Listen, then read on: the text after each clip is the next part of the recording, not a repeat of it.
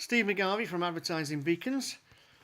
How easy is it to change the 40 character message on your beacon?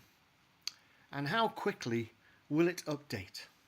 So we're in the beacon portal at the moment. Just refresh the screen there to see what beacons we have nearby.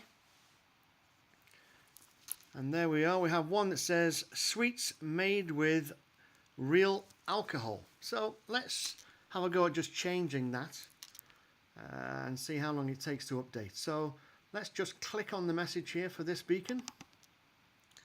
And here is the message that we have at the moment, sweets made with real alcohol. But let's just change that slightly. Try our sweets made with real alcohol. And let's update that message in the portal.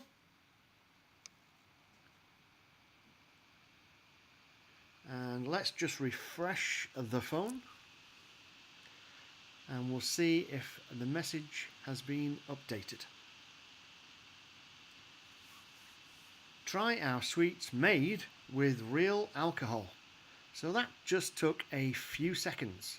And that's how simple it is to create a new message and update it in real time with the Advertising Beacons Proximity Marketing Portal.